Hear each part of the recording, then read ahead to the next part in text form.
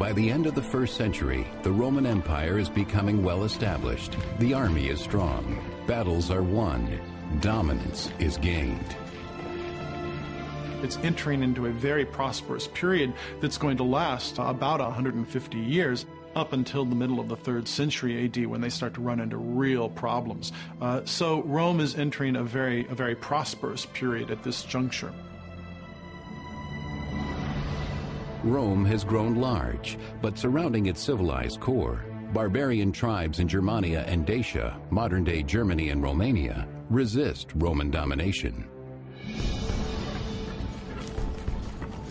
Most troublesome of these are the Dacians. Their king, Decebalus, is busy courting smaller neighboring tribes, offering slaves and gold in exchange for their allegiance against Rome. He had cast about for alliances to his north and successfully gotten alliances to his north. He had also successfully gotten alliances to his east. So he's becoming increasingly formidable, and the Romans do not like this. The Romans have never liked this. Through these efforts, King Decebalus undermines Rome's strategy to keep the various barbarian tribes divided and weak. The Romans dealt with all of these configurations of tribes across both these borders, largely by seeking to pit them, the one against the other, to manipulate them so that they never achieved solidarity against Rome, on the one hand, and so that none of them ever became powerful enough in its own right by conquering all the others that they would pose a significant enough threat. Decebalus cements his tribal agreements against Rome, just as a precarious imperial transition is taking place. Back in Rome, an inexperienced nobleman named Domitian stands poised to take the throne as his brother, the Emperor Titus, lies on his deathbed. It is a turn of events that no one has predicted and that Rome is not prepared for. There is apparent conflict between Titus and Domitian. Titus will die of plague in 81 AD, and there'll be rumors of Domitian having poisoned him, having gotten rid of his brother to gain imperial power. Titus, a popular emperor, rules for only 2 years. Domitian resents every minute of it, according to 2nd century biographer Suetonius. Domitian never failed to say that he and his brother should have ruled Rome together, but their father's will had been tampered with. And when Titus was seized with a dangerous illness, Domitian ordered that he be left for dead before he had actually drawn his last breath.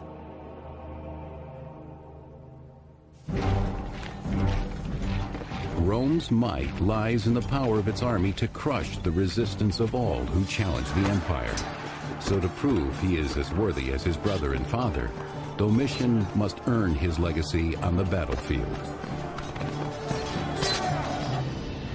In 83 AD, he leads his soldiers to the Germanic frontiers along the Rhine and Danube in a showy display of Roman strength. But Domitian himself will not face the first onslaught of barbarian warriors alone. Accompanying him as his battle commander is someone who lacks both status and experience, someone who can never be a threat to him, Cornelius Fuscus.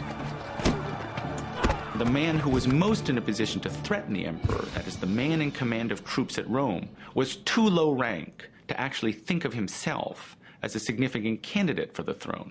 This is a way of protecting themselves by putting someone lower ranked in charge of these troops. Domitian has chosen an easy target, an unprepared and underarmed group of German barbarians. Emperors at the beginning of their reign often like to undertake a campaign, particularly if they feel their position isn't altogether secure. We can imagine that Domitian, who wasn't that much liked by many people, wanted to strengthen his ties with the army, and therefore a successful campaign against perhaps an opponent that isn't altogether ready for the attack might be a good option. The Germans go down in a bloody defeat, and Domitian praises his triumphant legions, raising their pay 25% and taking for himself a new honorary title, Germanicus, conqueror of the Germans.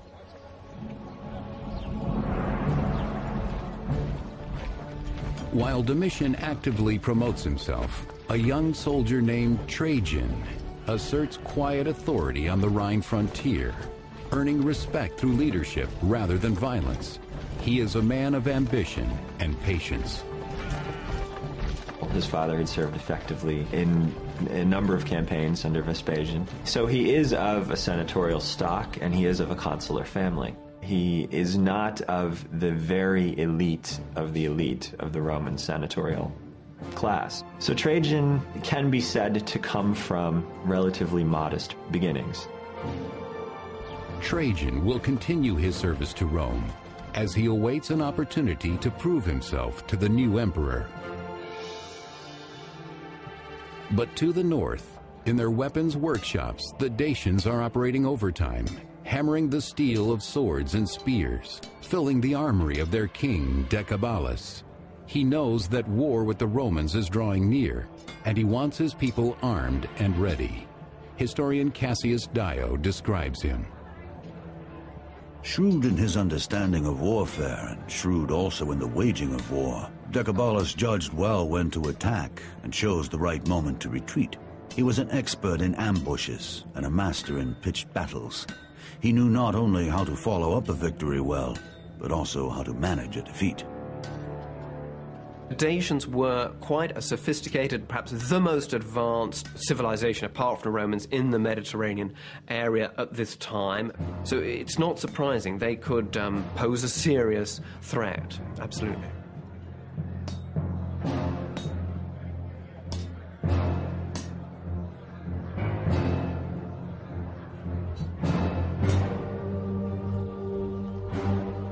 The Dacians gather with their shaman to purify the tools needed to perform a sacred ritual in which their heavenly god, Zalmoxis, will reveal their fate. 5th century BC historian Herodotus. Once every 5 years they chose by lot one of their people and send him as a messenger to Zalmoxis, charged to tell the god of their needs. If the messenger be killed by the cast, they believe that the gods regard them with favor. But if he be not killed, they blame the messenger himself. Today, a Dacian messenger travels far to bring Zalmoxis a wish for victory against Rome, and the Dacians will settle for nothing less. Without warning or provocation, the Dacians raid the Roman province of Moesia. The markets of Moesia teem with the goods of a bountiful province. Fruit from the orchards, grain from the fields, pottery from the skilled artisans, and gold dug from the Moesian mines, a key source of metal for Roman coinage. Exploiting Rome's lack of vigilance on this part of the frontier, the Dacians ride in, catching the province completely off guard. They wreak total havoc, looting, pillaging, and slaughtering anyone who tries to stop them, including the governor of Moesia. It's unclear exactly why in 84 they go into Moesia, what this initial incursion is about. This had traditionally been their territory, at least part of Moesia had been their territory, and so possibly there is a desire to recover lost territory, or perhaps just a desire for plunder and a recognition that there is a weakness that can be exploited. Clearly, waging war on the other side of the Danube was a way to promote an elite of warriors, and clearly Decebalus had come to power as a consequence of that. In other words, waging war against the Romans was the best way for the aristocracy to come to political prominence. As Rome's border comes under serious assault, the untested Emperor Domitian will rally his troops against a lethal barbarian foe. 84 AD. With the death of his brother, Domitian has unexpectedly become Emperor of Rome. Now he must prove himself against an unexpected enemy. Unprovoked, the Dacian barbarians have raided the province of Moesia and killed its governor. The Romans send Cornelius Fuscus and his legion in reprisal.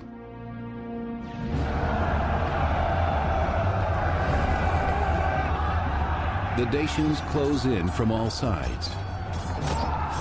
This attack on Mysia is more than an assault on Roman rule. It's an assault on the emperor's personal prestige. The barbaric murder of a governor cannot go unanswered by Emperor Domitian.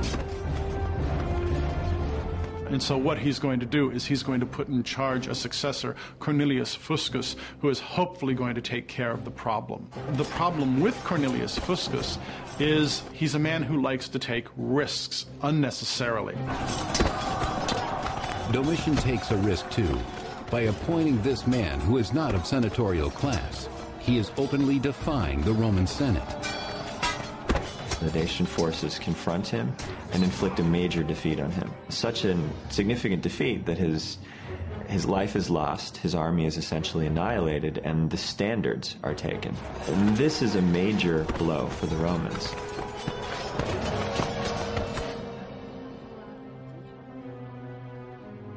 Rome pays for Domitian's misjudgment in the blood of its soldiers. But wars have other costs too. And it's the wealthy citizens of Rome who are forced to fund Domitian's expensive army. The emperor would stop at nothing to fill his coffers, writes 2nd century biographer Suetonius. Reduced to financial straits by the cost of buildings and shows and the pay raises he gave to the soldiers, Domitian eagerly resorted to every sort of robbery. He used any charge to seize the property of the living and the dead. In this way, he became an object of terror and hatred to all. All except the Roman army, whose loyalty Domitian has bought. With a new general installed after Fuscus's death, Emperor Domitian deploys his soldiers across the border to Tapai in Dacia. Now more than ever, the emperor must defeat Decebalus and regain Roman honor. He depends on auxiliary troops, foreign allies, paid to fight Rome's battles. So Rome has to do something about this, because it's not just losing 2 governors, it's a matter of national prestige. You can't have this kind of hit-and-run raid, although killing 2 governors is much more than a hit-and-run raid, and not do something about it. So Decebalus had to be dealt with in some way. As the Roman and Dacian forces clash again, Rome is determined to settle the matter once and for all. The Dacians are notoriously fierce fighters, but the Roman army, beefed up with auxiliary troops composed of barbarian allies, won't back down. For the Dacians, the experience of fighting Romans is certainly going to be a terrifying experience. Not just because you're fighting a professional military that demonstrates its capacity and its organization at every turn, but also because you're going to be facing auxiliaries whose style of fighting are things you've never encountered. You've never encountered people who look like this, or people who dress like this, or people who fight like this. And so the experience of a battle is going to be overwhelmingly a terrifying experience. Until, at last, Decebalus and the Dacians are overwhelmed, and they retreat. But circumstances won't allow Domitian to press the advantage against the Dacians. While Domitian is preoccupied with Decebalus and the Dacians, a Roman governor in Germania seizes his chance to rebel.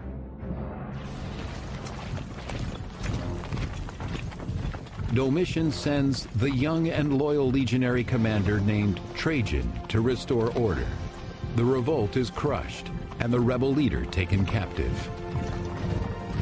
Domestic problem that Domitian faced in 89 was apparently dissatisfaction among at least one of the commanders and his legions elsewhere in the European theater. This was the general Saturninus, who seems to have made an attempt to declare himself emperor while Domitian was preoccupied with the Dacian wars.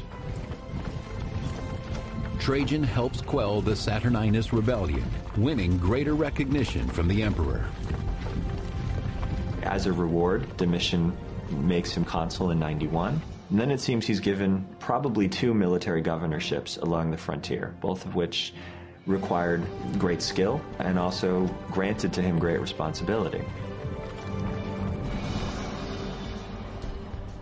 But for the Dacian king Decebalus, the Emperor Domitian's political and military problems provide an unexpected bonus.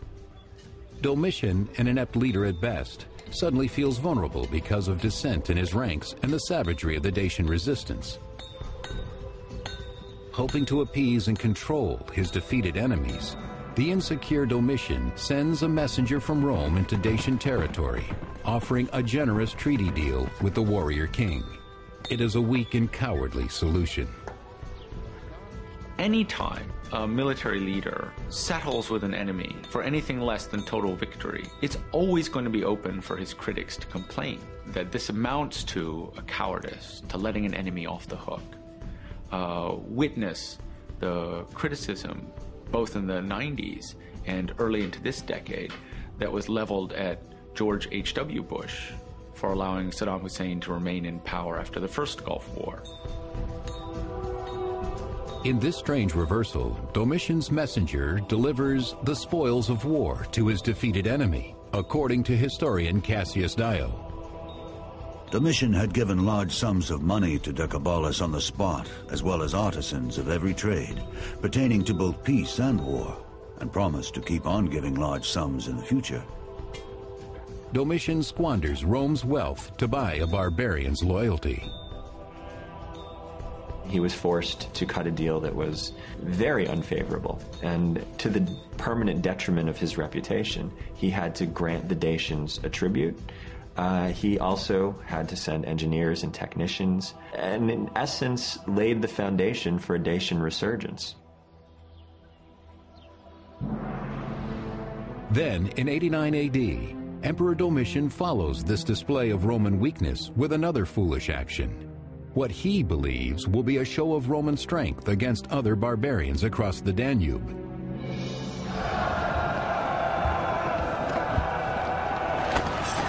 But Domitian underestimates their strength and devotes too few of his troops. Domitian had felt that they had inadequately supported him during the initial stages of his Dacian campaign. So he launched a retaliatory attack on these two tribes, probably thinking that this would be a very fast-moving and easily resolved situation. Rome suffers a humiliating loss. Domitian, at this point, he's really on a downward spiral in a sense. Not only is he buying off Decebalus, there's rumors that he's triumphed over the Germans, but these are false triumphs, that he's been buying blonde wigs and dressing people up as Germans to carry in his triumphs, this sort of thing. Things are really on the skids for Domitian. But not all of Domitian's enemies are on the frontier. Domitian had a habit of killing off his relatives with fantastic regularity, and also, in moments of peak, as it seems, would discover, or claim to discover, conspiracies among senators, and this would lead to purges of the ranking membership of the Senate. By 93 AD, Domitian declares himself Dominus et Deus, Lord and God. He has become unpredictable, vindictive, and dangerous. He made virtually everyone close to him feel continually under threat, and it was only a matter of time before someone lashed out to kill him before he killed them.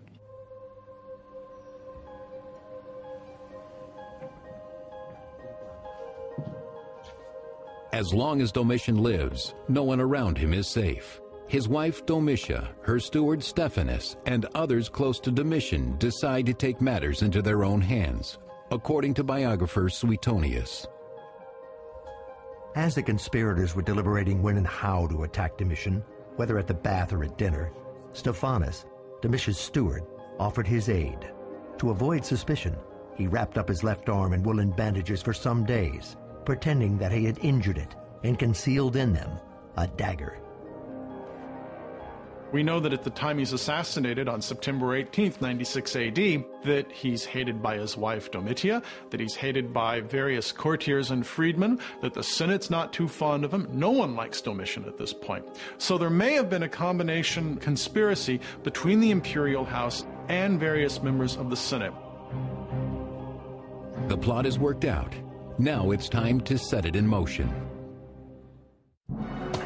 Holding himself accountable to no one, Emperor Domitian is despised by everyone.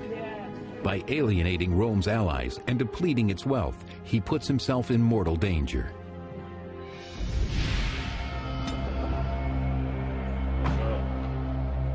A trusted servant, Stephanus, approaches the emperor, playing on his fears, according to Roman biographer Suetonius. Given an audience with the emperor, by pretending to reveal a conspiracy against him, Stephanus handed him a scroll of false evidence and then stabbed him as he read it.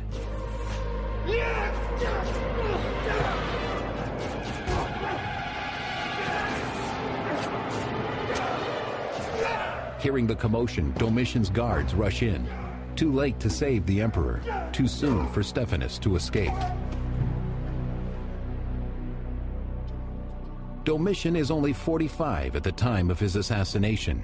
He has reigned for 15 years. The assassination of Domitian unfolds as a plot within, at least initially within his household. He's assassinated by members of his court and assassinated in a private space. In many ways, this looks like a sort of open and shut case, but there are reasons to think that other things are happening.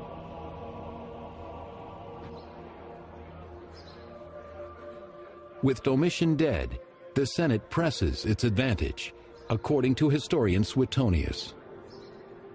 The people received the news of Domitian's death with indifference, but the soldiers grieved and at once tried to call him Domitian the God. The senators, on the other hand, were so overjoyed that they raced to insult the dead emperor, pulling down his statue, chiseling his name from the buildings, and smashing his likeness before the eyes of the people. The Senate wastes no time appointing a new emperor. In the immediate aftermath of Domitian's assassination, the Senate at Rome sought out one of its own members as a new emperor, a man named Nerva, who was an elderly man and without children, and without any particular military distinction. The reasons for their choosing him are shrouded in history now. Nerva is acclaimed by the Senate suspiciously quickly, and Nerva is an excellent compromise candidate if you're looking to appoint an emperor that most people could deal with, because Nerva is old, Nerva is sickly, Nerva doesn't have a son, and so he is in essence a placeholder while you figure out what you want to really do. Nerva knows his role is only temporary, and he makes the most of it. Rather, of course, than Nerva abdicating, or for that matter, Nerva being assassinated for his weakness in controlling the troops, he took, in fact, a co-emperor, one who gave him exactly those qualities that he himself lacked. Tremendous respect among the military being foremost among them.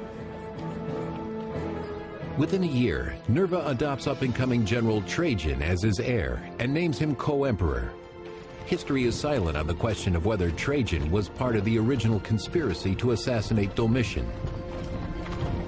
I don't think we can say Trajan was involved, but he likely was aware of it, and that doesn't even necessarily mean he supported it. He could have been aware of it, but recognized that this was a circumstance that he couldn't change and was willing to accept.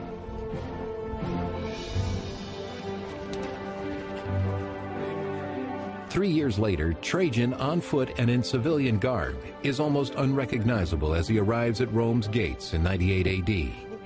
He has come to be declared sole emperor after Nerva's natural death. He receives a hero's welcome once the guards realize who he is. When Trajan arrives in Rome, everybody is overjoyed because here's a relatively young emperor who is keen to collaborate with the people and the Senate in governing the empire, and it's seen almost as the dawn of a new age. From the outset, it is clear that Trajan is everything Domitian was not. The historian Pliny celebrates the new emperor's gloriously modest arrival. The very method of your entry won delight and surprise, for your predecessors chose to be carried in, not satisfied even to be drawn by 4 white horses, but lifted up on human shoulders in their overbearing pride. You towered above us only because of your own splendid physique. He had due respect for the groups that mattered. and perhaps more importantly for the groups that wrote history. And that's why Trajan goes down as being such a good emperor.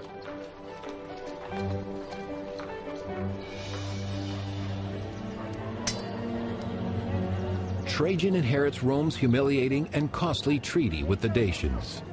Thanks to Domitian, in exchange for peace, these barbarians are entitled to Roman weaponry, Roman deserters, and each year another large portion of Roman wealth. And Trajan won't tolerate that.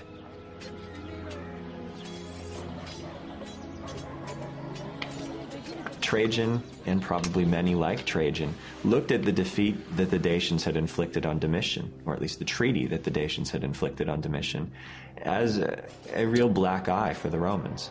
And so there was incentive to do something about this and to fix this situation.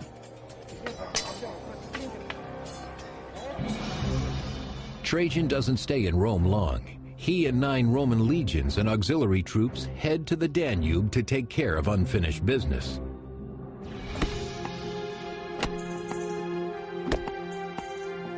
He fortifies Rome's military presence on the frontier, preparing for a long engagement along the Danube. But before he can confront the Dacians, he must build the infrastructure to support his troops. Only then, according to the historian Cassius Dio, will he be ready to repair the damage wrought by Domitian and restore Rome's honor by settling the score with the Dacians. He took into account their past deeds and was grieved at the amount of money they were receiving annually. And he also observed that their power and their pride were increasing.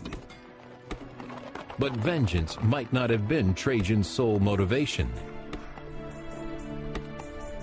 There are any number of motives that Trajan could have had for going after Decebalus at this point. It could have been revenge and national honor. It could be a matter of a new emperor who wants to gain prestige and authority and solidify his position, so he's going to go off and make war. Maybe both of those. The campaign is a huge undertaking. Trajan spends a year building forts, roads, and bridges in preparation. It's a very difficult area for the Romans to penetrate. And a lot of engineering work has to be carried out, first of all, to cross the Danube there. There's lots of narrow gorges and so on. By 101 AD, Trajan is ready.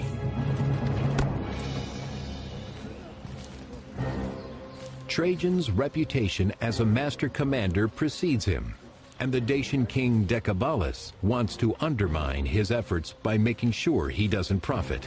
To keep the Dacian treasury from falling into Roman hands, Decebalus buries his riches. Only he and his henchman Basilis know where. Dacia is a relatively rich area. If the Romans were to expand, Dacia would be a natural choice. The resources are there to make this, if not a profitable campaign, at least a campaign that could potentially pay for itself. And so, if we are willing to accept that Trajan had greater ambitions for conquest and greater ambitions for himself and his state, it would be natural for him to look to Dacia.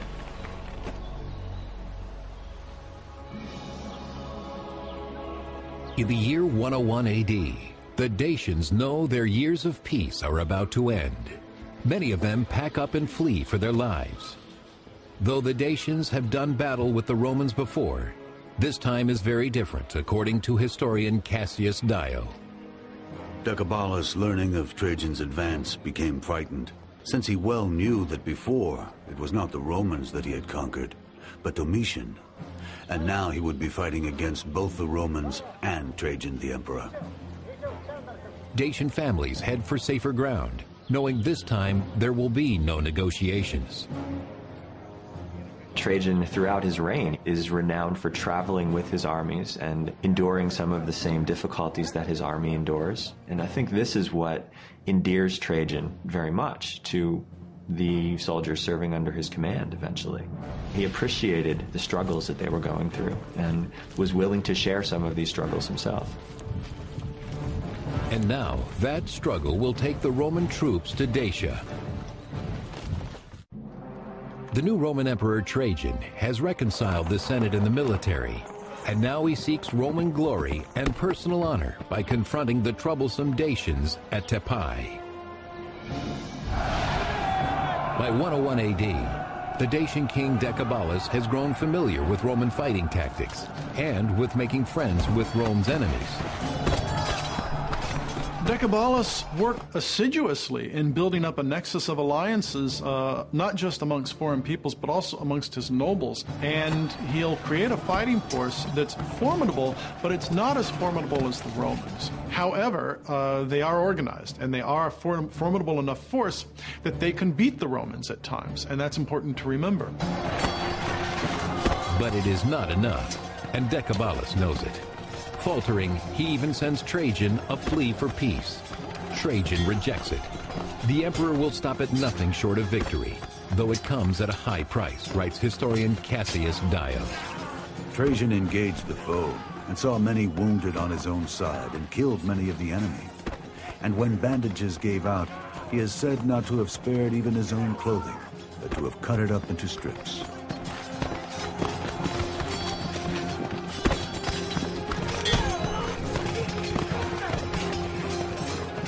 A Dacian warrior will choose death over capture, and they treat their own prisoners with abject cruelty. Roman captives are handed over to Dacian women to be humiliated, tortured, and eventually killed.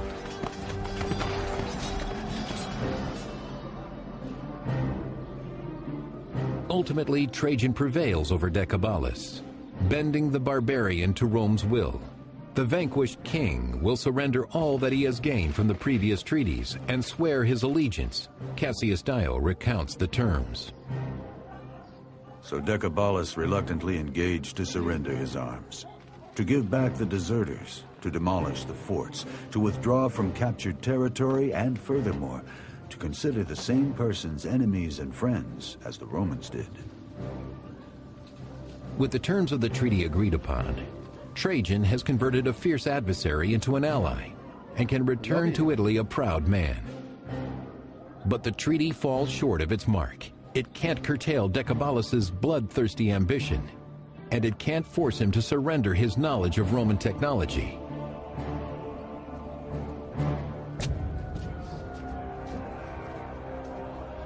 The Dacians are not to be trusted. Denied Roman weaponry, they begin to construct their own, breaking their word by building their armories. With sharpened blades and bolstered ranks, they expand their territory in defiance of Rome. It's very unclear why Decebalus should break the treaty. Probably the answer was that it was a question of inevitability. Decebalus no doubt saw that a war with Rome, another showdown, was inevitable. The region was not big enough for the two of them, if you like. And therefore, he thought he would get his attack in first. He took in deserters, he made various menacing moves, and perhaps he hoped he could seize the initiative, take over more of the region, and therefore forestall the attack by Trajan, which he no doubt thought was inevitable. While Decebalus is rebuilding his war machine in Dacia, Trajan travels from Italy to sabotage it. Where Decebalus relies on force, Trajan employs diplomacy. He courts the Quadi, Marcomanni, and other barbarians sympathetic to the Dacians, but swayed by Roman wealth. By winning them over to Rome's side, Trajan deprives Decebalus of fighting power. If Decebalus means to wage this war, he'll have to fight it alone. Trajans responded to Decebalus' very skillful way to wage war against the Romans with an equally skillful way to engage basically every little group in the area or surrounding the Dacian kingdom. So there's a lot of desperation on the part of Decebalus at this juncture, and his allies are growing restive. They want to leave him, and they're making overtures to the Romans. So what's going on at this point is Decebalus certainly knows he's in a grave, grave situation. 106 AD. Not settling for half measures, Trajan leads his expansive forces to the political center of the Dacian kingdom, Sarmisagathusa in present-day Romania.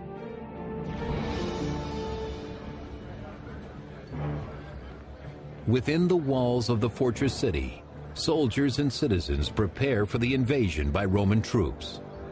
The Dacians put their faith in their stout walls and strong army.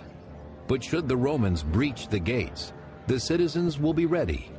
Armed with torches and oil, they will leave the Romans with nothing worth taking. And for themselves, a poison is prepared, so that no Dacian man, woman, or child will suffer capture and Roman slavery. If they are defeated, they will all be joined in death.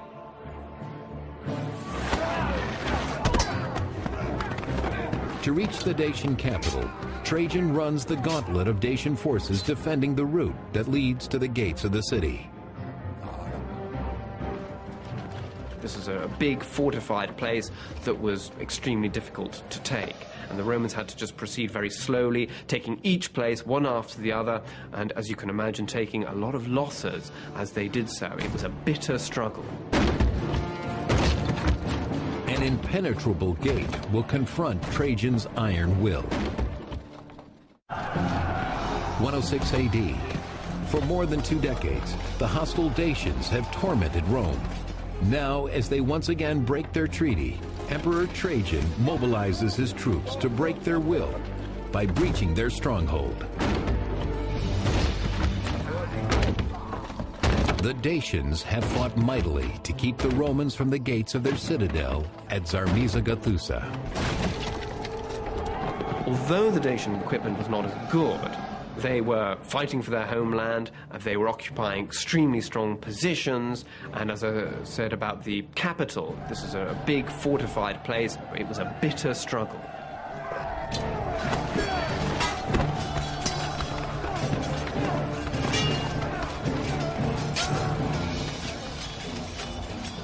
The Roman efforts pay off as their forces penetrate the doomed city. But the Dacians who choose death over defeat have poisoned themselves and set the city ablaze. Decebalus, cornered by Roman soldiers, will not be taken alive. But his aide, Basilis, pleads for his own life and is captured. A better prize is Decebalus's head, which Trajan soldiers collect as the ultimate trophy. They will later parade it victoriously through the streets of Rome. It was the first big military success by a reigning emperor since the days of Augustus and Julius Caesar. This was a remarkable achievement.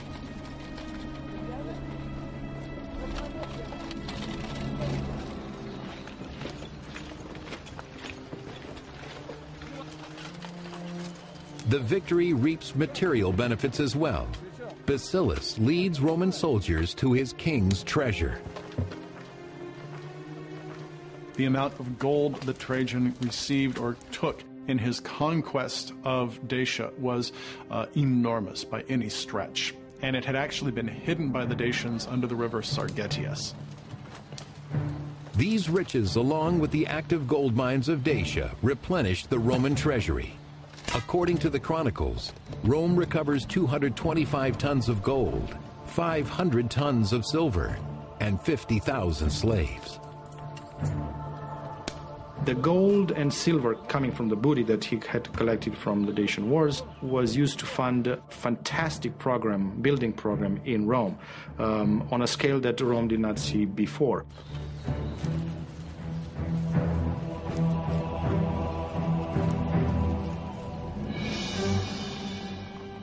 The spoils of war provide Trajan with the funds he needs to build a new forum complex in Rome, the largest ever built.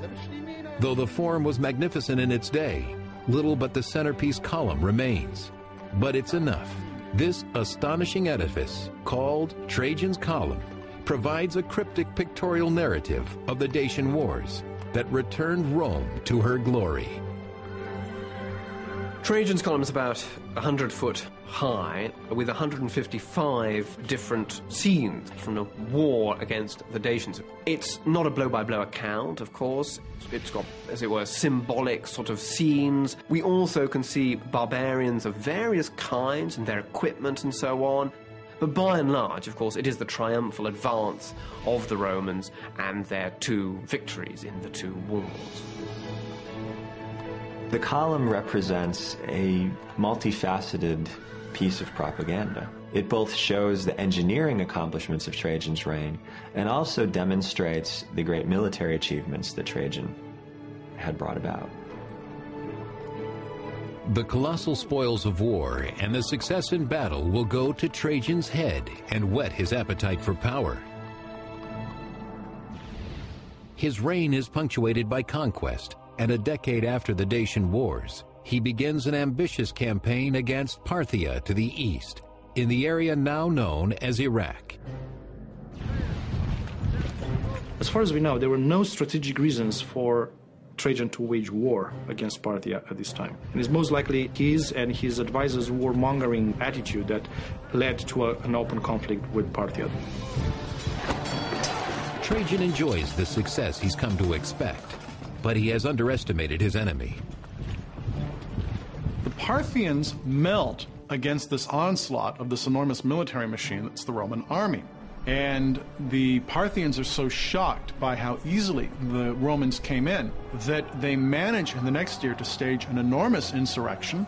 They kill or drive out the Roman garrisons that are in their country. It's not exactly similar, but it's somewhat similar to the situation the United States faced in Iraq, where you enter with enormous military power, but you end up with an insurgency all over the place.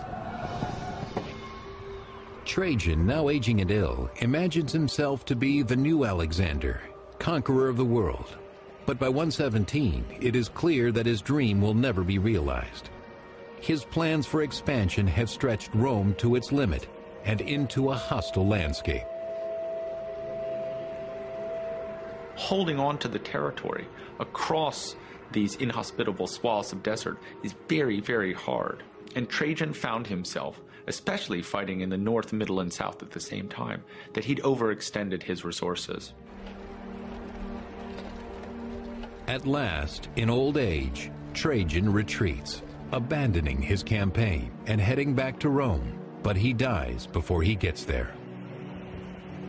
The situation that Trajan found himself in the last year of his life is in many ways similar to the situation that the United States and its allies finds itself in the same part of the world, with the same porous defenses, the same porous natural frontiers, and the same desire, in essence, to fight a war that ought to have taken a long time in a relatively short span of time, with a plan for winning a military victory, but no plan for absorbing the territory and organizing the territory.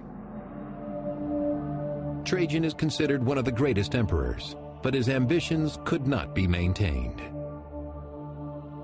The great failure of Trajan's policy is revealed almost immediately after his death, when Hadrian withdraws from most of the territory that Trajan took. Even the hard-won province of Dacia is eventually given up. An empire is molded by its leaders. History judges Trajan and Domitian differently. One good emperor, one bad. But both ultimately forsake the needs of the empire in order to chase personal glory. They won't be the only emperors to walk this dangerous path, a path that will eventually lead to the end of the empire.